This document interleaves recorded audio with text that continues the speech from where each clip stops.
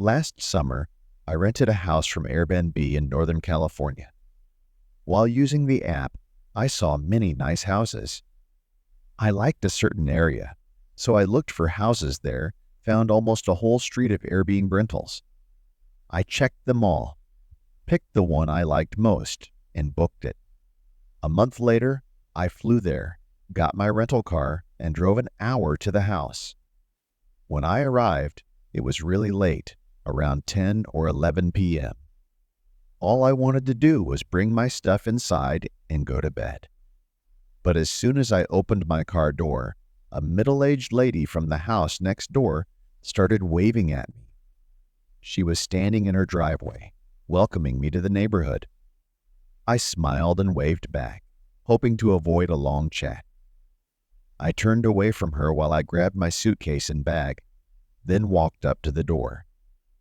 Out of the corner of my eye, I could see her still standing there, watching me as I went inside. I locked the door, feeling both confused and tired, then took my things to the bedroom.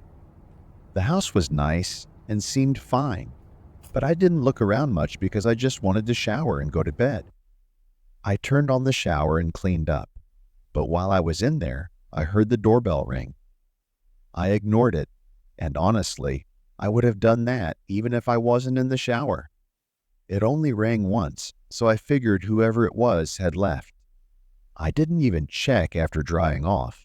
I just went straight to bed. I slept for almost 10 hours and woke up feeling great. That day, I went into the city, had dinner at a popular restaurant, and then came back to the house around 7. When I pulled in, the same lady from the night before was standing by the front door. As soon as she saw me, she ran back to her house. Feeling uneasy, I quickly got out of the car, went inside, and locked the door. I didn't know who she was, but the way she ran off made me feel uncomfortable. For the next hour, I kept an eye on the windows, checking often to see if she returned.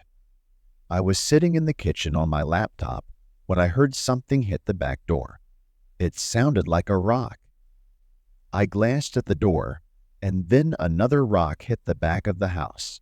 I got up and looked out the window. At first, I didn't see anything, but when I looked closer, I saw a small figure standing in the dark field. The figure bent down, picked something up, and threw it right at the window where I was standing. I stepped back in shock until I realized it was probably that lady. I opened the back door and yelled for her to go away. I could barely see her in the dark, and she wasn't moving.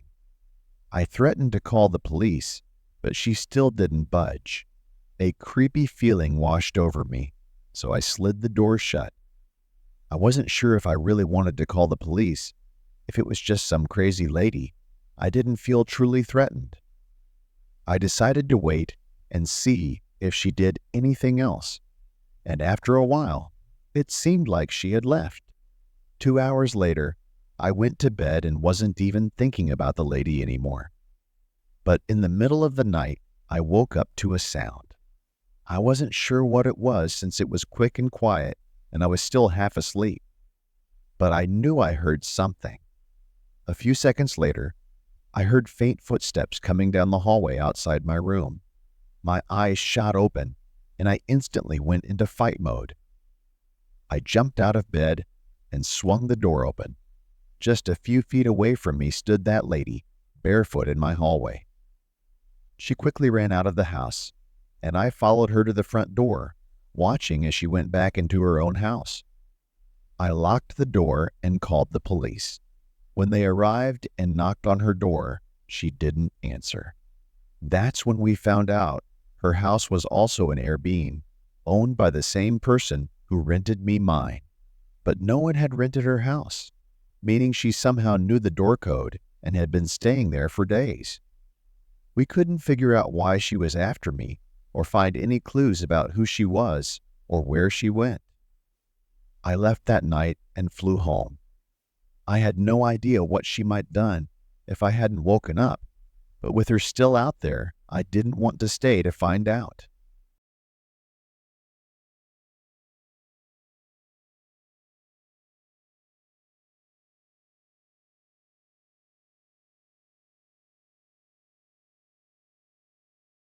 I turned 18 in the 90s. My uncle let me and my friends use his summer house by the lake for a week during spring break. He often rented this place to family and friends, like a family-only Airbnb, and he said that when I got older, I could rent it too. A bit about my uncle.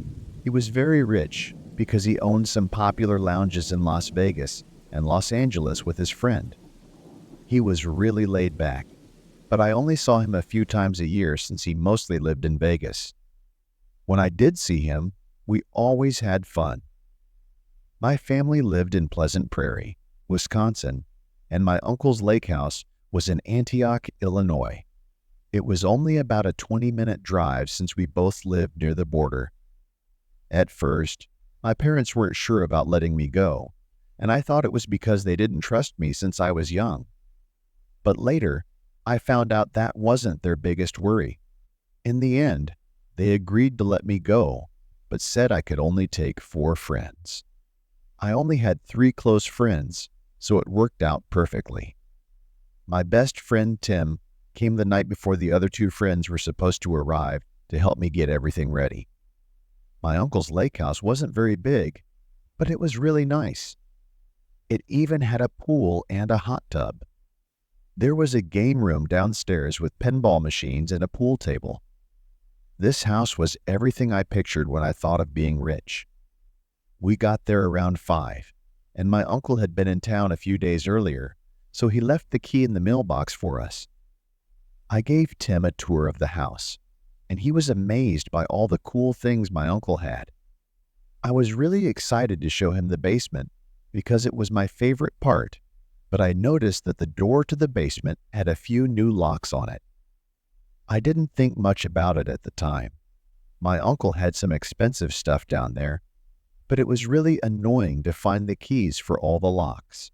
When we finally got down to the basement, I started showing Tim everything. Then he pointed out a strange door in the corner with a desk in front of it. We were curious, so we decided to open it and see what was inside. There were a few boxes stacked in the corner and 4 big gun safes against the wall. The first thing Tim said was, "Why does someone need 4 gun safes?" I thought the same thing because my uncle doesn't hunt, at least not that I know of, so they definitely weren't for animals. Tim wanted me to look through the boxes, but even though I was curious, I didn't want to disrespect my uncle and invade his privacy. I felt like we had seen more than we were supposed to, so I took Tim out of the room and locked the door. A few days later, Tim told our other friends about the room, and that's all they wanted to talk about. I opened the door to show them the room just to calm them down, but it only made them more excited. They started making wild guesses about what was in the boxes and the gun safes, like how many guns my uncle had or if there were bodies in there. By the end of that night, my friends were completely convinced that my uncle was a serial killer. I knew my uncle wasn't like that, but my friends kept pressuring me to look in the boxes to see if they were filled with ED of missing people or something. If one of my friends hadn't been really scared about being in a killer's house, I probably wouldn't have looked, even though I was really curious too. I told my friend I'd take a quick look in the box to help calm him down. When I opened it, I didn't see anything strange, just some pipes, a box of cigars, and a lot of letters. As I went through them, I found my name on one of the letters. I kept looking and found not just my name, but also my parents, my little sisters, my aunt and her husbands, and their kids' names. The letters had the schools we went to, including mine and my sister's, and next to all our names was a description of how we would die, with some descriptions being really gruesome. At this point, I was really interested, so I started looking at everything else in the box. That's when I found several threatening letters addressed to my uncle. They basically said that if the person sending the letters didn't get the money, really bad things would happen. The letters had due dates for when the money needed to be sent and dates for what would happen if it wasn't sent on time.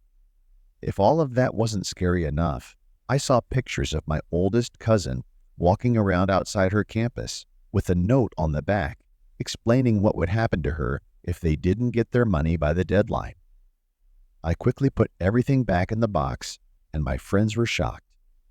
They tried to comfort me for the rest of the trip, saying that if nothing bad had happened yet, then nothing would. Most of the dates on the letters were from many years ago, so I agreed with them. But in the back of my mind, I couldn't stop thinking about how my whole family's safety was in my uncle's hands. If he messed up, even by accident, we would all be in trouble. When I got home, I told my dad, hoping to feel better, but all he said was, "Don't go through other people's things," and that was it. I lived in fear until 2013 when my uncle passed away, supposedly by suicide. A big part of me wonders if that's really true, and even though I was sad, I felt a huge weight lift off my shoulders. I'm sure my whole family felt the same way.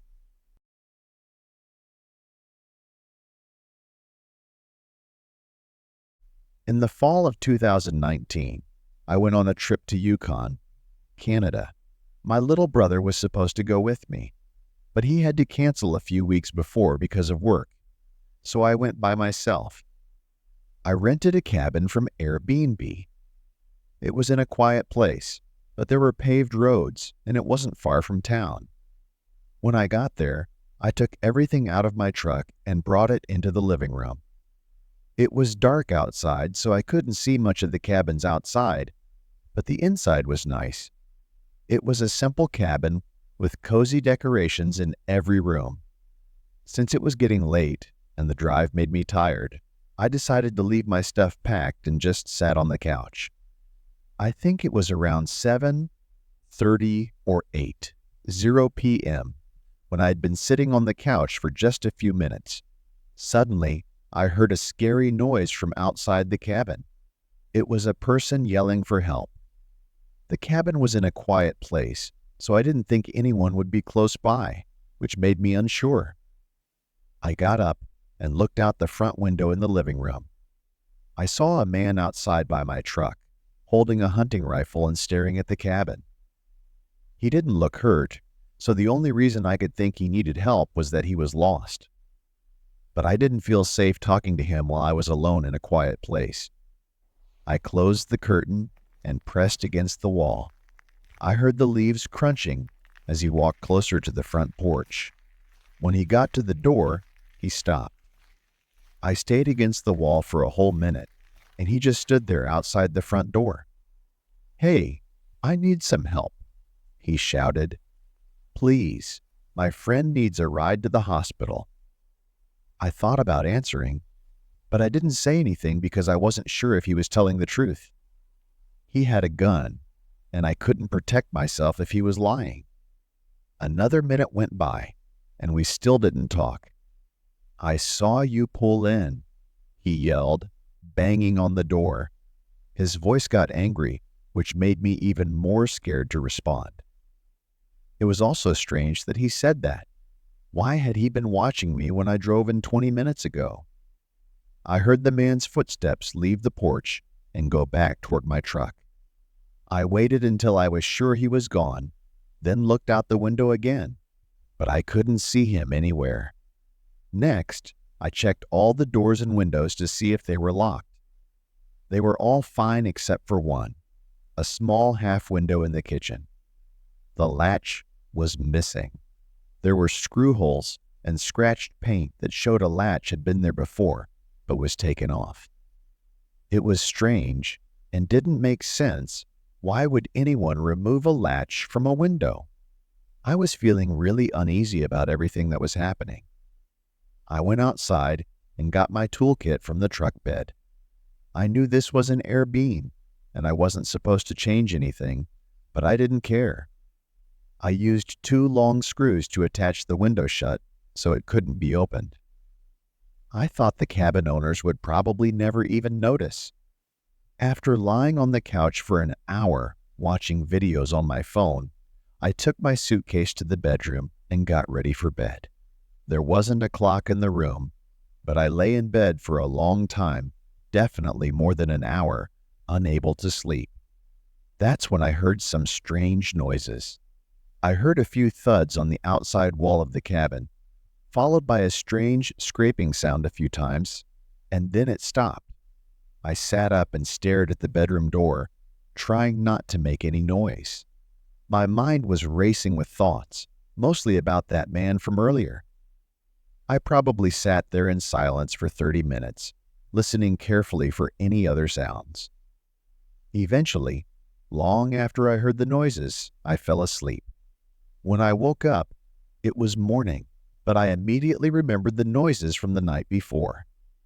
I got up and walked slowly around the house. Everything seemed fine until I checked the kitchen. That small window with the missing latch had a little gap at the bottom, as if someone had tried to open it. I went out the back door to look at the window from outside and saw scratches and dents. But the creepiest part was that none of the other windows had any marks on them. Whoever tried to break in last night only went after that small window with the missing latch. I ran back inside, contacted the Airbnb, and quickly loaded everything into the back of my truck. I didn't know if it was that man asking for help or just a random person, but whoever it was had planned this. I was lucky to be so careful, because if I had opened the door for that man or hadn't screwed the window shut, that cabin might have been the last place I ever stayed.